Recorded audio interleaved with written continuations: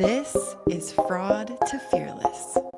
Friends, you are made for more purpose, more confidence, more impact. Because when you live fearless, you inspire others to do the same. Let's go! Y'all, how we doing tonight? We're literally talking about fear. And Brooke and I, so our first episode of this mini-series, we got to be in person. So it was a Fraud to Fearless first. And fear was definitely something we experienced when we were renting out some free room in this entrepreneur office. Think of like WeWork, but the Utah version, right? It was a great At office, the Kiln. For shared those space. of you that are in Utah, it's the Kiln. It's awesome. Kiln. A great space. Yeah. Yep. I'm an out-of-towner, so I don't know the names of stuff. But there was a lot of fear there, and we made it happen. And today we're going to double click on, fear. And I think a big thing, Brooke, that we both struggle with, and literally we're talking about tonight, is fear of not being seen. And I would imagine fear of being seen, actually being seen. both. It's a two-sided coin. I mean, being afraid to like I am afraid to be the authentic me and like being seen as the authentic me. And I'm also afraid that like people, even if I am the authentic me, people don't care. And it's like, oh, okay, like who's Hayden? He's just the stray dog that we've talked about in the past. So this is really, a deep topic. And I imagine for those of you listening, come on, be honest with yourself. You have had to have felt either afraid of not being seen or afraid of being seen of the real version of you. The fear, for me, it's the fear to actually be seen, my true authentic self, and for that to be rejected. And oh man, we have a lot to dive into with this. I've been reading a really good book. Should we talk about this to start? I love it. Okay. This book is amazing. This book came recommended to me. It's called The Flip Side. And it's about this woman fighter pilot. Okay. Think F-16s. Wow. Get that smirk off your face. What? I'm enjoying. I'm trying to look at the camera. Okay. Oh gosh. Yeah, can you guys tell? It's so hard to look at the camera. Like we're looking at each other on the screen, but okay, so this book is about this woman fighter pilot. She was one of the very first in her time to be a fighter pilot in a world of, when you think of fighters, who do you automatically think of? This girl's legit, okay? So her whole book is about fear. Now, I love how she starts out because she's like, we've all seen these jets before. Maybe you've gone to one of these shows where you see the airplanes, like how quickly these teams and how closely the teams have to fly next to each other. Mm-hmm. And she says, you think that you know what fear is. Now imagine flying 500 miles per hour, 100 feet above the ground, right next to your teammates. Like any small move, you're wrecked. You're done. So she knows what fear is. And she breaks down like, here are the different types of fear and why we feel them and how they come up in different parts of our life. So as I'm reading this, I'm like, oh my goodness, I need to write all this stuff down because this totally resonates with me. So I'm just going to go through a couple, but you should definitely go check out her book. It's so inspiring. The first one is The Fear Critic. So this is like, if you do this, you will die. It's designed to keep you safe. It's the feeling of like, I see danger. Okay, I'm just going to run. And it tells you, don't stretch yourself. like just stay safe. And we know that if we don't stretch ourselves, then we don't grow. So, but its purpose is to keep us safe. Yep. The second one is the comfort critic. So this is the path of least resistance. So think of like warm covers in your bed. When you're going to wake up, like you hear the alarm and you told yourself you're going to go to the gym. It's that thought of like, this is going to be so hard. You need time to rest. Like hating a polar plunge.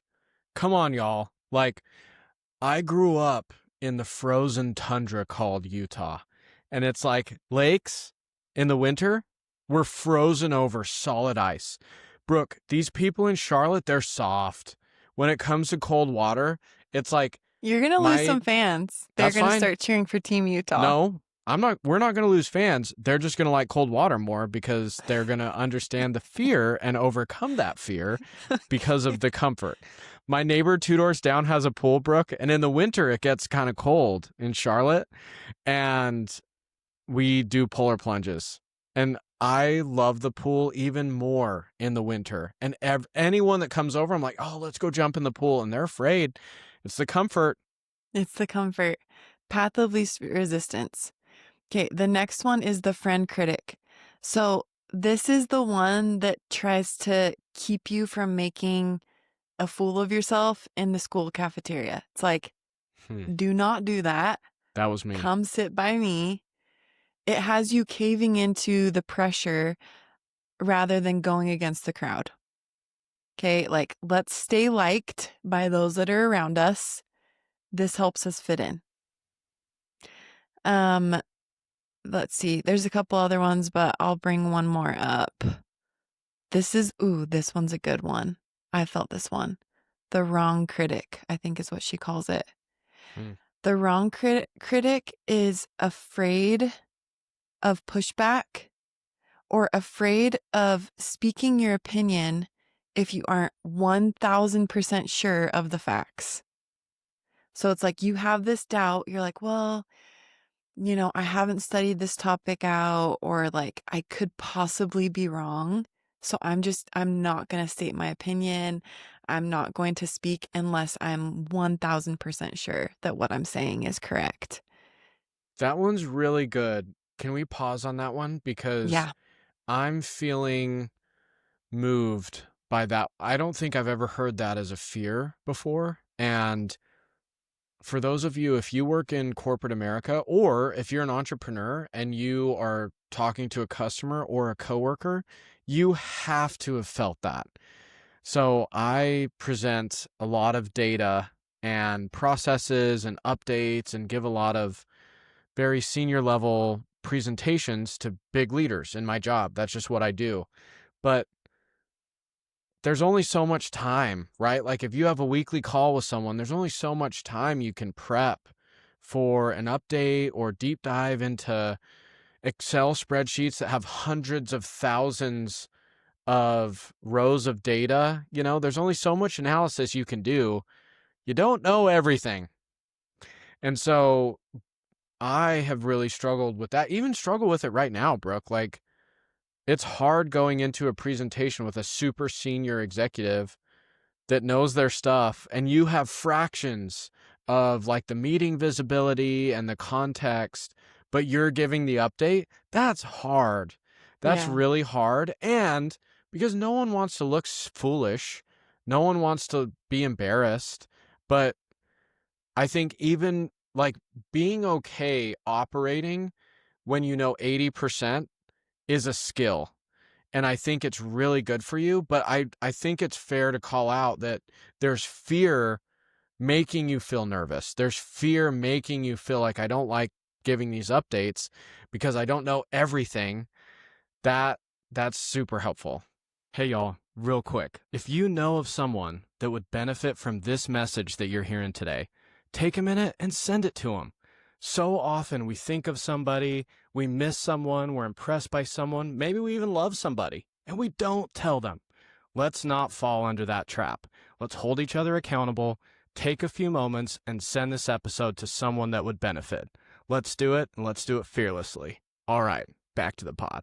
Yeah. And I love how she broke it out into these different areas, because and how she presents it, right? Like sitting in a fighter jet flying 500 miles per hour versus some of these other things that we go through to our nervous system, it feels the same. Like if I imagine myself going 500 miles an hour and I'm in control, like I'm the only one in control of this aircraft, I'm picturing what is my mind telling me? What am I feeling in my body? Am I sweating and am I shaking? Like, what is this experience like? And then we get into these rooms with big people or we're about to present or we're doing whatever it is. What happens to our body? Like, we'll feel similar things. We feel like, oh my goodness, we're gonna die. Like, we're literally gonna die if we make this Yeah, mistake. Or, totally. it shows up that way, the same way. So, how do you walk yourself out of that in those moments? Or at least like slow down this reaction? Hmm. Um, I have a quick uh like segue on this, and I have two questions for you. Okay. One is, so for those of you listening, I've talked about this before, but Brooke was always the best presenter in our cohort. Like, if you followed Brooke in a class presentation, you were not going to get an A because it was like, oh, great, I have to follow that. Yeah, thanks. Um, I didn't come from that. I come from accounting. I hated presenting. I talked about it in a previous episode, but even now I get nervous presenting. And one thing that's actually a military technique is I've seen multiple different versions, Brooke, but it's like a 4-4-4 rule. So it's like inhale 1 2 3 4, hold 1 2 3 4, exhale 1 2 3 4, hold 1 2 3 4. Box breathing. Box breathing, yeah. So it's like 4-4-6, 4-4-4. I've heard a whole bunch of different numbers. It helps, like 100%. For those of you that meditated, Brooke and we're figuring out when to do our meditation series, so stay tuned.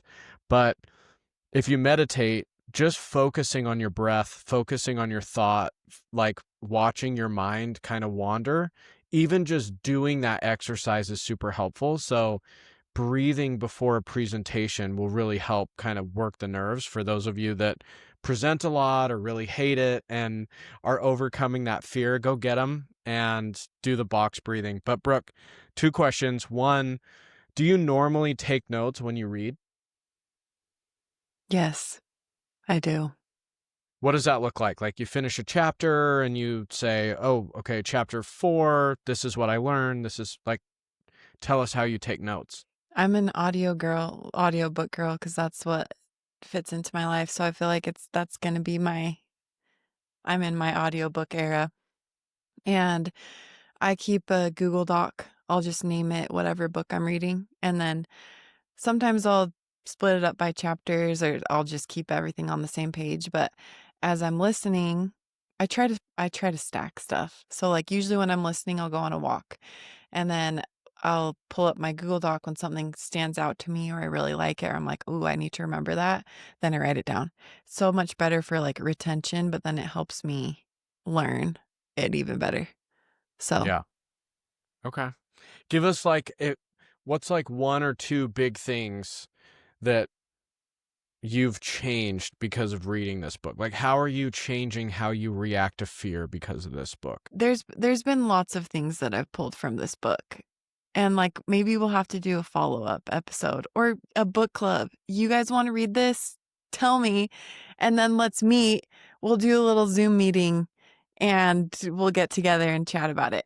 But I think the fear, being able to see that someone that you look up to, like I just think, how can a fighter pilot in the US Air Force, with all of this background and what you actually have to do, the details that you have to go into, how fast you're going.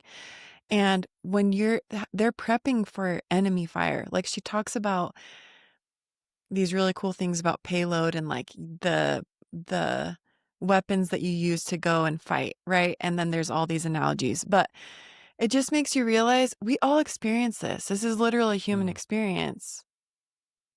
and we're all going to feel it, and it's going to come up in different, it's designed to keep us safe. But being able to give it a name, identify it, call it out, and face it, your fear is not going to go away unless you lean into it, unless you go through it. Identify it, call it out, and step into it. That's how it goes away. And it's not like after the fact, it's usually during whatever thing scares you the most. Somewhere in that process, the fear leaves. And you're like, oh, okay. It's going to be okay. Super interesting. I think the metaphor I would say, Brooke, is we have a lot of friends here in Charlotte. A lot of them are nurses. And when we talk shop and talk about work, if I have a bad day, you know, it's like maybe I wasn't as polished as I would have liked in a presentation, or, you know, maybe I was stuck in Excel purgatory, and just trying to find analysis from all this tons of data. If you're a nurse and you have a bad day, someone dies on your table. Like, it's literally life and death. And I think what I'm hearing you say, and what I have been reflecting on lately, is if you're a surgeon, you experience fear. You're afraid. If you're literally a pilot of an F-16 or a pilot of all the planes that we get on for Delta, American Airlines, all these big airlines, the pilot is going to experience fear. If they feel turbulence a different way, maybe it's rougher than they've ever experienced before, they're going to be afraid. And so I think human nature is, oh, well, I just have a normal job, or I just have a normal life, so I'm afraid. But people that do stuff that is beyond normal, like a pilot, like an F-16 fighter, like a surgeon, like a nurse, they don't experience fear. That's not true, y'all. Like, we're all built from the same stuff and we all experience it. And so I think being able to deal with it is so important, because whether you like it or not, you're gonna feel it. Yeah. So it reminds me, Hayden, I do this side project. I work with this woman. She created this company foundation that's called Born to Lead. And what we basically do is we go speak to women and help them learn how to use your voice to step up and speak out and like share the message that's inside of you. And back to this fear to be seen, like the consistent thing that I see throughout any of these workshops or anybody that we talk to in my own life, I felt like I was so afraid to share my voice, my thoughts, my opinions, share parts of who I am. I still struggle with this. Like most people, if you listen to whole episode or season 1, very like professional, polished. Like we don't want to show. But then I go to a Halloween party, right? And somebody's like, I love this version of Brooke. Like this Brooke that's like funny and outgoing and blah blah blah. And it's like, why am I so afraid to show that, to open up and be the loud, like crazy person? Why am I so afraid of getting rejected? Is this just me? Like, do you feel like you have certain things that you're afraid to reveal or share or show? Yeah, 100%. I mean, honestly, like the nerd part of me that used to be overweight and maybe still is a little bit, like it's hard for me to see you say that you feel uncomfortable sometimes in your own skin. I think a lot of people watching this are like, or listening, they're like, oh, Brooke, the college athlete, Fortune 100 superstar that presents and has started her own business, mompreneur. I think it probably is a surprise to people that think that you are afraid to show people who you are. And like, I remember in high school, I would walk into high school, Brooke, and this story probably tells you 100% like, oh, Hayden, I knew he was going to study accounting. There was this huge lobby in the opening of our high school, and you'd walk in and there's like all the cliques. It was this giant huddle of people, and there were all these cliques of people, and I hated it so much. Just like, would anyone welcome me? Does anyone even want me? Like, I don't just want to be another number in some huddle. It's like, I want to matter. I want someone to care about me. So I would just go to class early, and my boss would listen, or not my boss, my teacher for first period, she would be listening to like Twilight audiobook out loud. So we would just listen to it together. Not like I was sitting in my desk and she was listening to it out loud, but I was like, this is it. This is my low point. Everyone else is in the lobby hanging out and making friendships, and Hayden's sitting by himself with the Spanish professor listening to what Edward thought of Bella when she was hanging out with Jacob on audiobook. And I was just like, you know what? I'm cool with it because I don't want to be in the lobby. But it's hard. Gosh. It's the fear of not being seen is very real. Yeah, and not being accepted. Like, I think about even now, it's funny. Let's just cut the crap and literally tell people that if you have some kind of thing that there's no fear on this side. BS. The first episode, I literally was sweating. I was like, what's wrong with me? My face was like bright red and I was sweating. And then every single time that we post, this is what's been interesting. Okay. We post reels or like little clips of this episode, or we'll post stuff. And you know what's really scary? And I think this is why it's scary. When you post something, what do you want? What do you hope? I think when we attach like an outcome to these things in our mind, and we think, in order for me to be accepted, or for me to be valuable, for me to be loved, for me to be whatever, then this has to happen. Like X, Y, and Z has to be happening. And if it doesn't, then that means I am rejected. But what I've come to realize is, like, if you can get to a place within yourself that you think, I am okay if nobody accepts, likes, agrees with me and who I am, I know that I'm good enough inside, and this is my voice and what I want to share, then it doesn't matter. It doesn't matter. 2 likes, 10K likes, and the belief in yourself, but like, it changes everything. And then the fear goes away, because it's almost like, okay, you don't like this? You don't like me? That's fine. But at least I can sit with myself and say, I like me and I showed up for me. Yeah. I love it. I love the fiery Brooke tonight. I think to rephrase, I would say, I think the fear of not being seen, Brooke, can also very easily turn into the fear of, I'm not sure I'm doing what I should be doing.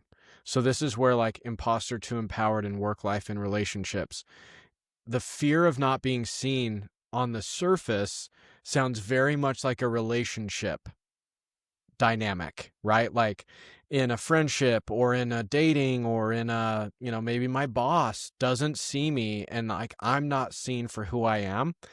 But then that fear can very much turn into, should I even have this job?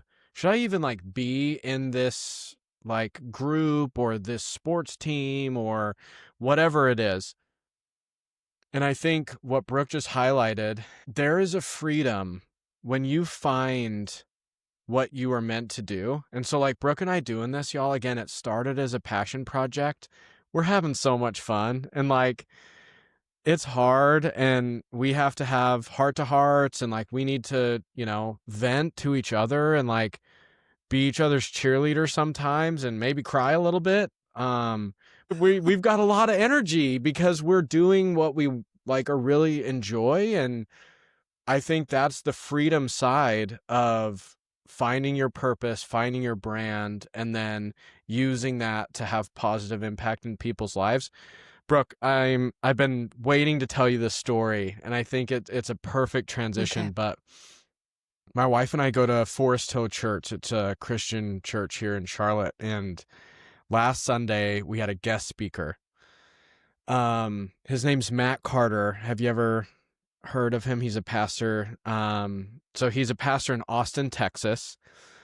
It was a really salt in the wound because this Saturday before the Sunday, so last Saturday, Oklahoma had lost to Texas again. And if you know me, there's few things I hate more than Texas. I hate that color. I hate that school. It's a part of who I am. I'm a Sooner. But so he's from Austin, Texas, and he came to Charlotte and was a guest speaker. And Brooke, like, honestly, like, I'm going to send you the YouTube video because it was probably the best sermon I've ever seen. Wow. At the end, he told a story. So really we were talking about, we're doing a mini series at church where we're essentially, it's very similar to fear. It's like, how are you living in your purpose? How are you living the life that you should be? And a long time ago, I remember it a little bit, but Brooke, there were bombings in Austin, Texas. So this happened a couple times, happened 3 times, and then it went national. And the FBI went to Austin, like it was a whole thing. Oh my And goodness.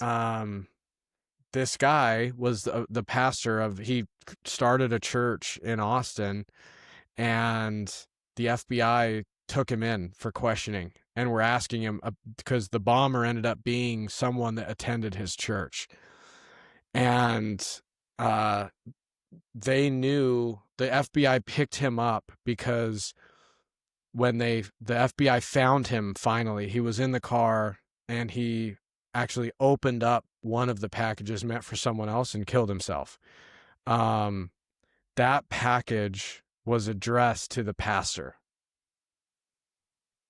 So the FBI knew the pastor's name from bomb debris in the suicide car, and his name was the ship too. So literally the bomb intended to kill the pastor was the bomb that the serial bomber used to kill himself. And all around this time, this pastor was really going through a struggle in life, and he was bored with his job. And he was like talking to God and saying like, what should I do next in life? And he had a billionaire friend in Houston that they went hunting together, and the billionaire offered him a job and said, I want you to come essentially lead like what Brooke and I would know as like talent management, like an HR type job, but also like culture and community. And he would essentially be like the pastor, if you will, for this billionaire's company. And he's like, the billionaire said, why don't we start you off at 1.2 million a year? And the pastor's like, okay.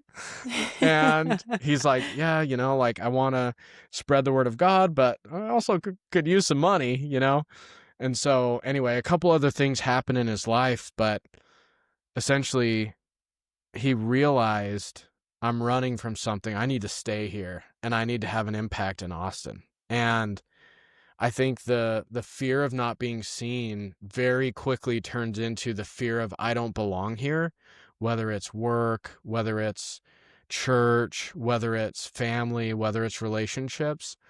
And I guess now is a good time, Brooke, that we can talk about that. If you're feeling this way, I would challenge you to reflect on, are you experiencing fear? Is there some insecurity? Are you talking about it? Brooke and I literally, before we started recording tonight, we had to have some real talk as partners and get on the same page, just because this week was a harder week, and I'm proud of us. But Brooke, we could have very easily not talked about stuff, and this recording probably would have sucked. And so if you are feeling a fear of not being seen, if you feel like you don't belong, I would challenge you to reflect. And also, if you're feeling that way, talk about it, because, Brooke, in my head, the biggest takeaway I want everyone to think about when we talk about this Fear Less miniseries is fear shrinks in the light. It shrinks in the light and it grows in the darkness. And fear is something that's vulnerable. It's hard. It's awkward. No one studies fear except for maybe like a very small handful of people that are PhDs in it, but everyone else doesn't study fear. So most of us, it's foreign to us. And so we don't want to talk about it. And I just think we all need to know that fear shrinks in the light and it grows in the darkness. So don't let it grow. I love that so much. And I think on the other side of, if you're more like me, feeling like you are called, you're supposed to be seen, but you're afraid to step on the stage. You're afraid to have the spotlight on you. And what are people going to think? Am I going to be rejected? What if nobody likes it? What if, what if, what if?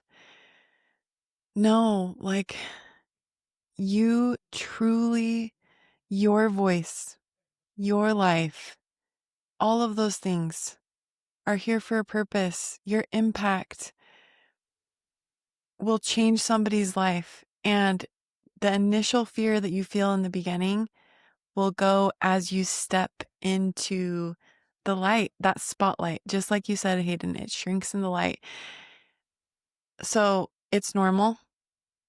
And it's also an indicator of remembering those first, the different critics, the different fear critics.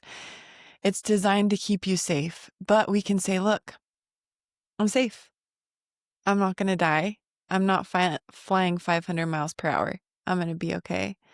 And this is going to help me grow. And when I push myself to grow, then my life becomes better and I become better. At the sake of giving Texas too many shout outs, one of my favorite graduation commencement speeches was this ex-Marine. He was from Texas, probably Austin, whatever. He had a very famous commencement speech, and he started with, if you want to win your day, you got to make your bed. But then apparently in Marine training, they do a night swim as part. In order to become a Marine, you need to do the night swim. And it's literally the breeding ground for the great white shark. And You're kidding. no, I'm not. And they This should be hunt at illegal. night. They hunt at night. And so literally they helicopter them over to the mecca of great white breeding ground, hunting ground, pitch black. For those of you listening, if you've never swam in the ocean at night, it's something else. I've done it. Oh my gosh. It's something else. And I can't. being deep, like where you can't touch and you don't know what's swimming underneath you. You want to talk about fear? Go ahead. That's fear.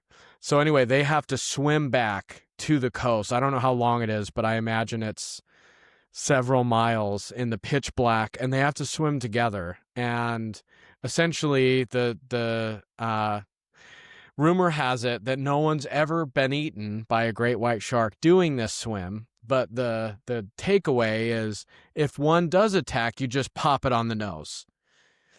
And it's no big deal. No big deal. But I think, Brooke, it's another metaphor that, like, you drive an F-16, there's ways to counter with the fear as you're shaking for the first time and you're sweaty and you don't want to crash next to your teammate who's like, 10 feet that way and you're 100 feet from the ground. Or if you're a Marine and you get dropped off, I don't care if you are Rambo or Jason Bourne or, G.I. Joe, whatever. If you get dropped in that ocean, you're going to be a little afraid. I don't think a human against a full-grown great white shark would last very long in the ocean at night. So you just have to conquer it one stroke after the other. And if you see a great white shark, you just bop it on the nose. But it's a mental thing. Like, you're not even going to see one. They've done this for decades. No one's ever been eaten, at least what they say. And so I think, Brooke, maybe as we look to close here, what's one fear you want to bop on the nose right now? I think it's 100% authenticity, especially with how I show up online. Like, and in all my relationships, there's been parts of me that I'm like, okay, Brooke's coming back. That part of Brooke is coming back. But it's slow. And so in order for me to bop that on the nose, number one, I have to identify, like, what is it? And then ask myself, why? Why am I so afraid of sharing that? And a lot of it, I think, is just rejection. Like, if other people see that and then they don't like it, or I'm not liked, or I have no friends, or whatever else. But what's so interesting about rejection, if you don't give the chance to other people, for other people to see it, you're actually rejecting yourself. Like, the thing that you're trying to avoid, you're actually already doing. Yeah. So for me, what I want to work on is what's holding me back from being 100% my authentic self, showing up that way, and figuring out why, and then flipping the fear. Like, Hmm. what's the opposite? And putting myself in an uncomfortable position. The thing that I just asked ChatGPT, because I'm thinking there's probably somebody listening that's like, why would I ever sign up to get dropped into an ocean with like great white sharks by choice? I'm fine. Like, I'm seriously fine where I'm at right now. And life is good. like, I don't like want to. it's, I know, like, it's Being not, a Marine would be cool, but if that is the job interview, pass. I'm out. So I'm out. I typed in ChatGPT, why should I face my fear? Hoping it would give me like something deep, and it doesn't. So here's our hot take. Hayden, I want to hear what you think. Um, why? Like, why should we go put ourselves in these situations where it's so scary? What's the point if we're fine, if we're content? And I would say being content is so dangerous. So dangerous, because this is your life to be lived, to reach your potential, to become, to enjoy, to feel the depths. When we try to stay away from feeling different emotions or having different experiences, like we talked about, and start living now, right? To run away or escape these experiences, we're not actually living. We're not growing. And if you're not growing, it's not just being stagnant, like you are not progressing, you're dying. So I don't know. I'm curious what your take is. Why should I face my fear if that's what it's going to feel like? Growing up, like, a father figure to me was Rocky, the Rocky movies. And it's not the best quote in the series, but there's a beautiful moment when in Rocky 6, he says, there's something beautiful about going toe to toe with life and saying, this is what I am. And I feel like when I heard that, he was talking to me. And it's like, all right, I grew up I'm in high school and I'm afraid to be alone in the lobby. So let me go hang out with my Spanish professor as she listens to Jacob's feelings about kissing Bella for the first time. And I think as I've continued to grow and learn and get better, I think I'm more okay failing. I'm more okay doing this stuff, and like, whatever happens with the pod, I did it, Brooke and I did it. We're on season 2 and we're doing it together. And I think when I'm at my best, I am okay failing. I'm okay looking stupid. I'm okay asking the stupid questions that everyone else is thinking but doesn't ask. I'm okay learning.